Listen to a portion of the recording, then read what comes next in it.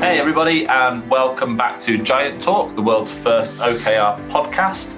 Great to have you all with us again. So today we are joined once again by Georgia and Roger. Georgia, who heads up There Be Giants' OKR culture practice, and Roger, who is, of course, the founding giant of There Be Giants. Hello. We are recording today the final episode of our cultural mini-series, in which we've been talking about the basis of a healthy culture for OKRs to thrive in and to allow you to get real traction and impact from your OKRs. And we're going to be building on the topic that we started to introduce for you last time, which is psychological safety. So if you're listening to this podcast and you've not listened to the previous two, I strongly encourage you to switch it off right now. Go away, listen to episode 1, listen to episode 2, then come back and join us for this third one, because it will make a lot more sense in that order. So, psychological safety and how it is the secret ingredient for a healthy culture then.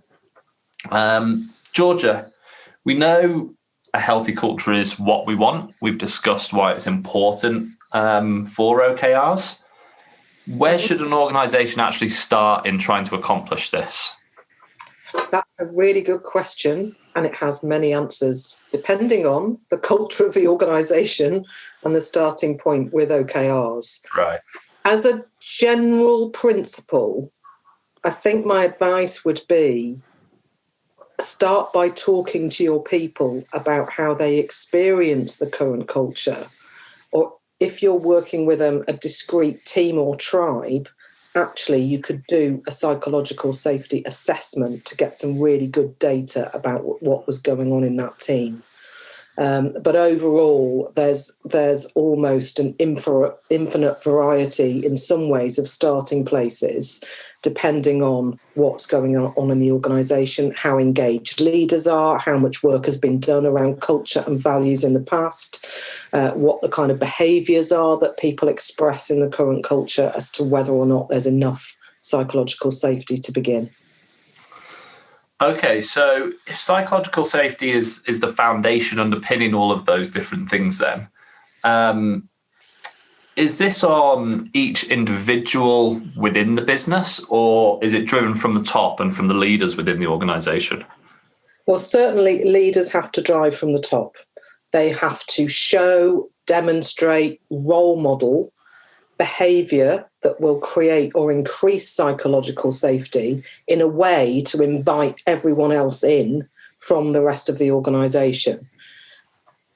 Now, as individuals, we do also have a responsibility to some degree, to create our own psychological safety. So just as an example, if someone is always avoiding speaking up in a team meeting because they've just got a crippling embarrassment of speaking in public and don't feel psychologically safe to do so, there's something for that person to work on an individual basis, because the organisation or the team or the tribe leader may well be creating a great, really healthy, psychologically safe environment for this person with no fear of judgment or blame in terms of speaking up, but they're still unable to do so. Does that make sense as an example? But generally, leaders have to go first.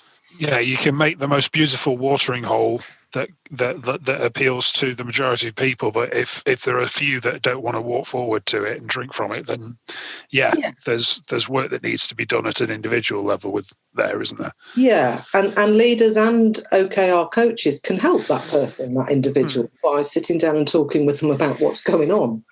But that's probably a kind of extreme. Yeah, for me, that is about taking personal responsibility. Yes. I think everybody needs to, I think it's easy with something like psychological safety to go, oh, it's the responsibility of management, or it's the responsibility of leadership. Well, yes, partly, but not solely. No. Yeah, I think everybody has an individual responsibility to help build it and maintain it. Yeah, yeah. Is it often the case, though, Roger, or maybe not often, but sometimes the case that leaders think that they've built this beautiful watering hole that's safe for all the animals to come and drink from, but oftentimes there's some some alligators lurking beneath the surface that the leadership might not even be aware of. It might take a snap or two. Yeah. I mean, leadership, as we know from the work that we do with OKRs, often have blind spots. They can't possibly have their finger on the pulse of everything in the organization and understand how everything is working and everything is landing and everything is being received. And they have to be asking the right questions and making sure that they're getting the right data in to give them solid answers. And, as Georgia mentioned, something like doing a psychological safety assessment across the organization is a really powerful way of doing that. But yeah, I mean, we've noticed time and time again, haven't we, in the language that is often used when, for instance, writing objective statements, that leadership teams can often kind of assume that people reading it will have a prior knowledge of it and all the context that surrounds it, when in fact they won't, because they don't live and breathe in the same world that leadership teams do. Yeah. So there is more that I think leadership teams could do, and this is a sweeping generalization, I know, but I have yet to meet a team that there isn't more who couldn't do more to help others understand them better and for them to understand others better. So that's go on, Georgia. Well, so to use that watering hole analogy, what leaders can do is create the environment where others feel safe to come to them and say, "Oh, there's an alligator snapping at yeah. watering hole. Can you help us catch it and deal with it?" So they're sat on the lifeguard chair by the watering hole then, are they? Whereas if the animals come into the watering hole, never talk about the alligator and do everything they can to avoid it or pretend it's not there, actually, at some point, one of them's going to get eaten. Yeah. We turned this analogy into something really quite special there, didn't we? Yeah, this is going quite spectacular. Considering we hadn't rehearsed that. The individuals coming together. Okay, right. So to bring us back around a little bit then, Roger, when it comes to OKRs, we've spoken at length, not just in this mini-series, but in previous podcast episodes and webinars and everything, about the importance of a psychologically safe environment. And what we've just said there is that, that safe environment and healthy culture has to be led from the top, has to be driven by the leadership. Yeah. Does this mean that OKRs should also come from the leadership and be driven from the top and cascade down? Lovely question. No. Next. Simply put, no. Okay, it may sound like there's a contradiction going on here. In terms of culture, yeah, it's down to leadership to set the temperature and to role model it. But it is, as we were just saying a few minutes ago, it is about people taking individual responsibility to then get on board with that and buy into it and live it and breathe it and so on and so forth. Culture can't be done to people. They have to, they have to buy into it and they have to adopt it and they have to live and breathe it. Now, with OKRs, the way that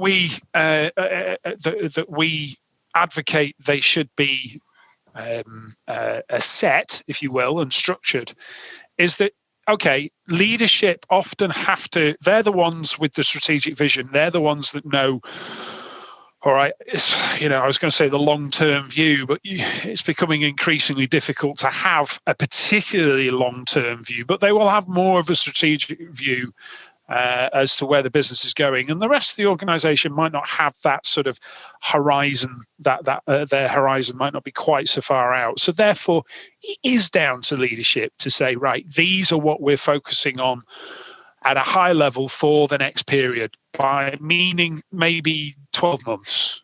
Right. But that effectively, that sets the perimeter of the playing field. Yeah. Mm-hmm. And then the question should be to the rest of the organization, or certainly to those that are aligning into the OKRs, right, this is where we need to get to. What are your ideas? What are your thoughts about how we could get there? And it's from asking that very open question that you can then start to develop what will probably be quarterly OKRs that can help drive towards those higher sort of organizational business level core OKRs that are a little bit more strategic in focus. So you've kind of got very much two different levels. But I personally hate the term cascade, because to me it implies that, we're setting yours and here they are. And it just, and they flow throughout the organization, which, you turn the clock back about 5 years ago, and that was what people wanted. That's what people were striving for. Yeah. But it's left individuals and teams feeling like they've been done to, rather than they are very much helping to shape and create themselves. So yeah, it is a massive difference in terms of how you approach this. And it's, people talk about alignment and so on and so forth. This is really important for alignment. It's a vital part of it. It sounds to me as well, though, like it's going to come full circle, and that empowerment of the teams is going to start to create an even healthier culture within the organization. Yeah, I would say so. Definitely. Because, you asked, if leadership is saying, right, this is where we need to get to within 12 months, what are your thoughts, ideas, suggestions about how we could move towards that over the next 3 months? The implication in that is we actually trust you to come up with some decent ideas, which is why we're prepared to put the time and effort in. Okay. Because there's no two ways about it. It would be quicker. It would be probably faster if the leadership teams went, right, these are our 12-month OKRs, these are your 3-month OKRs, get going. Yeah, see you later. Yeah, and come back in 3 months and tell us how far you've gone. But then, no surprise, they'll come back in 3 months and there'll probably be next to no progress, because they weren't their OKRs in the first place, meaning that they didn't develop them, themselves. So the buy-in that they have to them is absolutely minimal or non-existent. So the point about trusting is really, really important. So it may be frustrating that on the surface it takes a little longer, but what I would say is that because people are being allowed to kind of get their heads into what matters most to the organization and really give thought as to how they can contribute to it and how they can push it forward, their level of buy-in, their level of alignment, their level of understanding of those priorities is much, much greater. And therefore, you do start to get agility on a day-to-day basis, because people get what the priorities are. So they become they're not only more knowledgeable about what those priorities are, they also, because they've been trusted, have the confidence to make those small tactical decisions which are needed about, where do I focus today, where do I focus this week, instead of going, I think I might do this, but you know what, I'm going to ask my manager, or I'm going to ask for permission and do that. Right. And that then slows things down. So my argument is that you're actually building agility into the day-to-day practice, rather than just getting a quick win when you set the OKRs at the beginning of the process, if that makes sense. Koan is a purpose-built solution for managing your OKRs, helping your teams achieve their objectives, getting them aligned, and absolutely helping them stay engaged. Sharing spreadsheets simply doesn't scale when you're trying to grow a business. With Koan, you can scale OKRs across your entire company whilst keeping the teams motivated and moving in the right direction. Now, Lawrence, there's lots of things we love about Koan, but tell me one of yours. So I've got to say, one of my favourite things is that Koan just allows you to have a bit of fun with the OKR process. Yeah. In series 2, I think it was episode 3 of this podcast, we actually spent about half an hour, 40 minutes talking about the importance of making OKRs fun for your team. Yeah. And Koan allows you to do that perfectly. Yeah. Even just things like adding a GIF to your reflections adds some real personality. And I think I probably waste far too much time each week looking for the perfect GIF, to be honest. But it allows that fun throughout the organisation, and that's something that's really important if you're going to keep people engaged. You are known for having the best GIFs. Thank you very much. In the team, definitely. So if you would like to find out more about how to make OKRs fun whilst using a great system, then pop along to Koan, that's KOAN.co/giants, where you'll find also a great paper that we co-wrote with them on how to build accountability and collaboration using OKRs. So, Georgia, coming back around to psychological safety then, obviously it's quite a broad term that's kind of banded around quite a lot at the moment. It is a bit of a buzzword, as we discussed in the last episode. We know there are 4 stages to it. Can you talk us through these 4 stages? I can, certainly. So the model that we're using, the 4 stages of psychological safety, says until there is the first stage available to people, inclusion safety, there isn't psychological safety. So people won't feel able to be themselves, bring their whole self to work. There's very likely to be a culture of blame or judgment or criticism. And so the whole kind of OKR philosophy and the agile philosophy around test, learn and adapt just isn't going to stick at all. Right. The first stage, inclusion safety, means we can come to work and it's not expensive to be ourselves. We're not using up energy or effort in trying to be something that we're not or hide part of who we are. And we feel welcome and we feel that we can belong. We can choose to belong. And that's just really fundamental in a team in order for someone to engage and speak up at a team meeting, as an example. The next stage is learner safety. And I think this is really interesting because really until I came across this model, I hadn't really thought about what is the environment that's really needed for people to learn in an organisation, other than when I'm facilitating or training and creating that environment with a group of people I'm working with. And actually, I think organisations can make a lot of assumption that they've given people all the opportunities to learn things, but actually have they? Because if you get criticised, if you aren't able to learn fast or quickly, or you can't learn this system, or you find it difficult to learn in that way, and there's only one learning opportunity provided to you and you miss it, how does that impact then on how willing you are to take the risk and extend the energy and make the effort to try and learn something? Particularly if a lot of that learning, as it often is with OKRs, has to be done in public. It has to be done with other people as we're testing and trialling things out together. So that's the second stage, learner safety. The third stage is contributor safety, and that's the point at which we feel able to speak up, to put forward an idea, to say, why don't we try this, without fear of the risk of being laughed at or put down or talked over or dismissed. So even though our idea may not get taken on board, we believe that our contribution is valuable, and therefore we feel that we want to contribute. We want to generate those new ideas, think of ways in which the organisation can grow or take the next step forward, whatever it may be.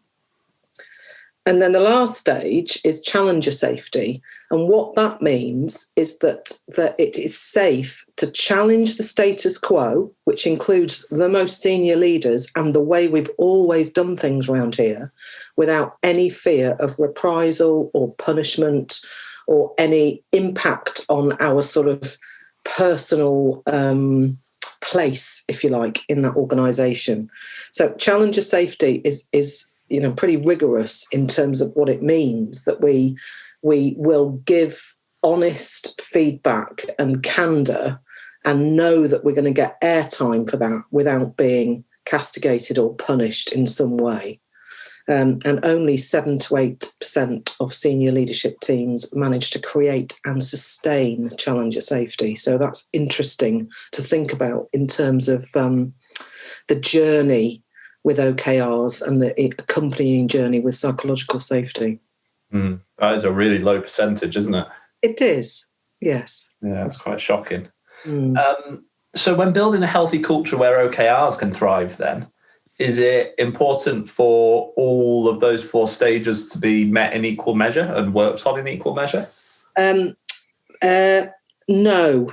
to copy Roger's response to an earlier question. Great question. No. And that's because it will depend on where the team is at in terms of their journey to the highest stage of psychological safety. So psychological safety is always assessed at team level. I mean, you can do it across a whole organisation, but you do it team by team, and therefore each team may well be at a different stage and need different interventions or different support to be able to increase the amount of psychological safety. So it's in some ways it's a challenge to work out quite what each team needs, and certainly dialogue and discussion, if not a team assessment, is absolutely the way to go to try and understand what's going on in the current situation. And Roger, can you just quickly touch on us how a couple of those different stages really do influence, OKR behaviours within an organisation? Yeah, well, I mean, in particular, challenger safety. If you're going to be asking for ideas from the wider organisation as to what could be done over the next few months to help achieve the top level OKRs, there's a chance, and this is probably not a bad thing, that there should be some challenge that comes back, because the time before people can start to make suggestions, they have to fully understand, and they have to, certainly in the types of organizations that we work with, there are usually some quite vocal people who really need, they need to get their head into it. They need to understand what's really behind it. And that's good, but that requires a degree of challenger safety. And also the other one about learning safety, I would say is super important in the early stages of OKRs, because there's usually, we've seen it, haven't we? We've seen a lot of nervousness around when people are trying to adopt OKRs, and they're very worried that they're getting it wrong, and they're very worried that it's not working as well as it should, and so on. And there's this kind of, I know we've said to clients, haven't we, on a few occasions, it's going to take you 3 or 4, times around, 3 or 4 quarters for you to get good at this. And they've kind of gone, really? Oh, right, okay. And they're kind of going, right, so it's okay for us to make mistakes. Absolutely, it's okay for you to make mistakes. That's how you'll learn. In fact, we quite like you to make mistakes. Yeah. Yeah, and Georgia mentioned the TLA acronym, the 3-letter acronym, the test, learn, and adapt, which is, learning safety is absolutely core to that, because people will not be prepared to test if they are not safe enough to learn from. Obviously, it's easy to learn from successes, but safe enough to learn from failures as well. Yeah.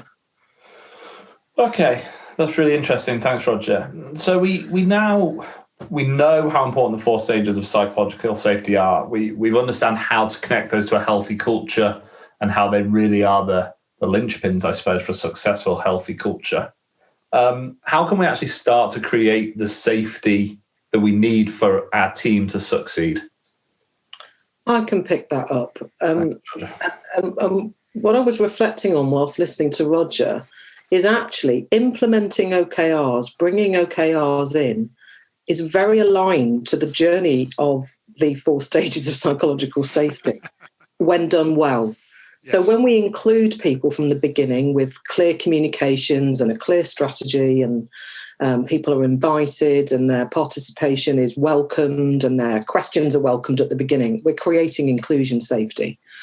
As we start to set up and implement OKRs, everyone's learning together how to write them, how it works, what the cadence is, what system we're going to use, how we tracking, recording, monitoring.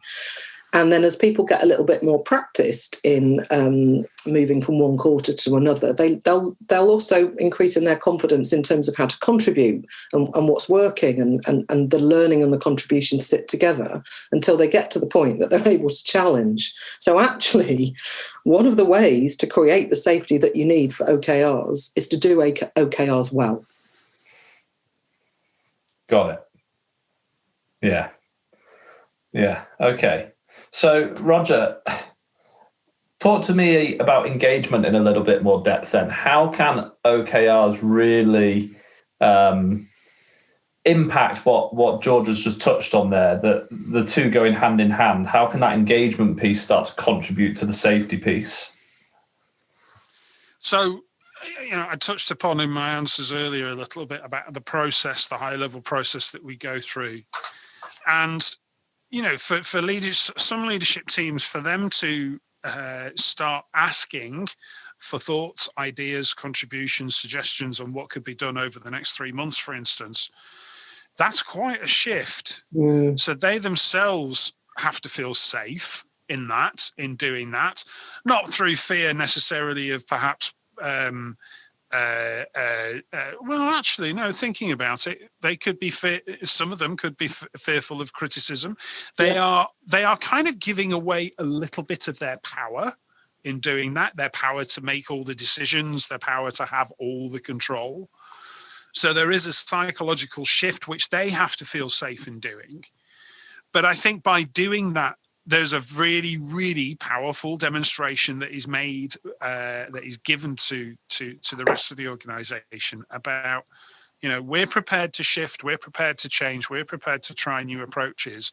And that does, to some degree, start to say this is becoming a safer environment in which we can try new things, but also it does to some degree throw down the gauntlet for the rest of the organization. But so it does, role modeling, demonstrating does start at the top in this instance, absolutely. But when we just come back to our analogy of the watering hole, they could start to build that watering hole and make it look really attractive, but then people, and they can incentivize and motivate people to walk towards it and come and drink from it. But people still have to take the responsibilities to actually move towards it themselves. Yeah, absolutely. Nobody can be forced to, nobody can be made to. And it may sound a bit brutal saying this, but I'm going to say it anyway. There are people, and we've seen it, haven't we, when we've done OKR implementations, who kind of go, I'm not up for this level of transparency. I'm not up for this level of engagement. I'm not up for this level of accountability. So I'm out. Yeah. And, they end up exiting stage left and they leave the organization. And that is sad on one hand, but, ultimately the question has to be asked, were they, or was the organization right for them in the first place? And actually left to their own devices and not supported to understand that maybe the cultural fit isn't there, someone like that can very easily become an alligator lurking at the bottom of the watering hole. Yeah. and create issues for other people, because the reality is they will not be prioritizing those key messages. They will not be supporting their teams or staff members to prioritize working on OKRs, and can really skew things in terms of strategic priorities if they just fundamentally don't agree with, don't believe in, don't feel comfortable with those principles around accountability and transparency. And rather than giving their power away, redistributing, reallocating the power and therefore the responsibility more broadly, sharing it out more broadly, and giving others the opportunity to step in and contribute and challenge. Yeah, and I've certainly come across that experience as well in OKR implementations. Okay, cool. So great little mini-series all around culture. It's been a fascinating discussion. I'm sure the listeners will have enjoyed it. If some of the listeners are now kind of sat there thinking, all right, we do need to do some psychological safety assessments. We do need to measure our culture and our values. What's the best way for them to get in touch with us and talk to us, Georgia? I would say give us a call or drop us an email, and we'll happily talk to you and try and understand the context and the situation that you're in, because there are a number of routes to take this forward in terms of some of the measures and the assessments that we have access to. And it's really about thinking through what would be the best fit and sort of most pragmatic starting place to get people going. Yeah, absolutely. It's not a one-size-fits-all method, this one, is it? Yeah, so head over to derbygiants.com, the newly revamped derbygiants.com, we should say. It's looking really snazzy now. We're very proud of it, so let us know what you think. All the information is on there.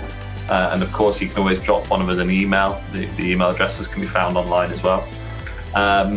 And thank you for listening. That has been our mini-series all about culture. Roger, Georgia, thank you for joining us for these 3 episodes. You're welcome. Thank you.